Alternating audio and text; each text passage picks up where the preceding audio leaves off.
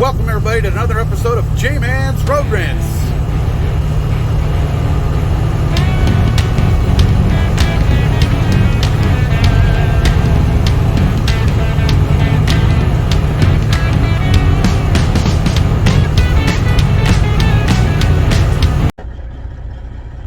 Welcome everybody to another episode of J-Man's Road Rants. Now, I know it's been a little while, but that's okay. You know how it works. Sometimes we go a little way between videos, and then sometimes we go very short time between videos. Hopefully we're going to start getting some good news here.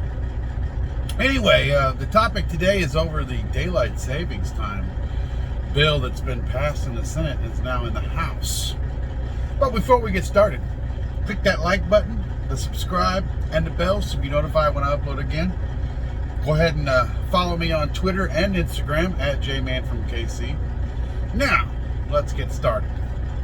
So the Senate has passed a bill that come fall of 23, the daylight savings time will become permanent. Now, what that means in the bill is that every state will have the option of choosing between standard time and daylight time, and then that will be the permanent time going forward. Kind of like Arizona. Arizona and Hawaii are both on standard time. They never change.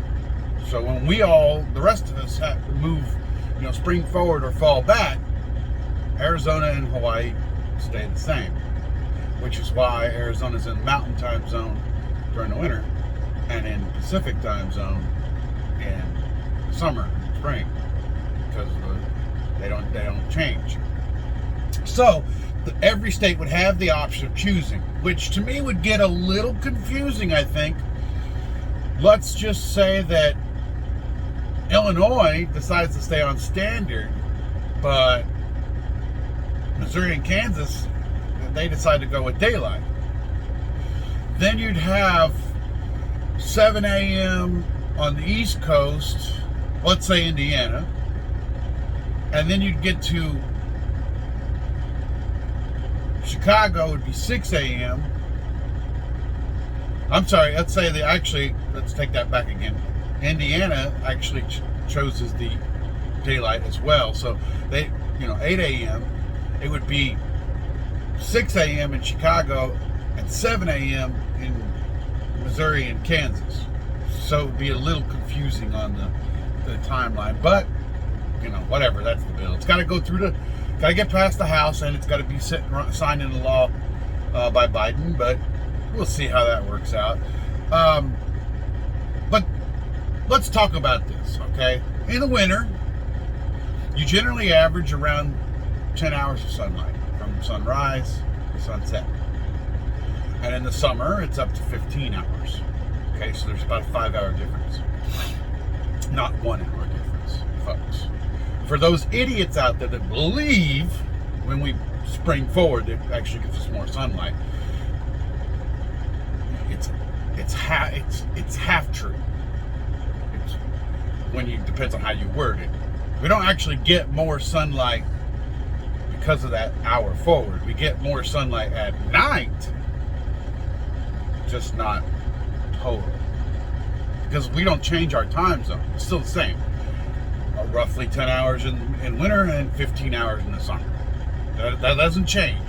That's based on where the sun's location is to the planet. You understand? In the winter, it's always in the southern hemisphere, so we don't get as much. And in the summer, it's in the northern hemisphere, which is why we get more. This also explains, for those that don't understand, why Alaska gets 6 months of daylight and 6 months of nighttime. Pretty close to that. Anyhow, so that's what's going on right now. That you've got this bill in the Senate. It's passed the Senate. It's in the House, and they're going over it.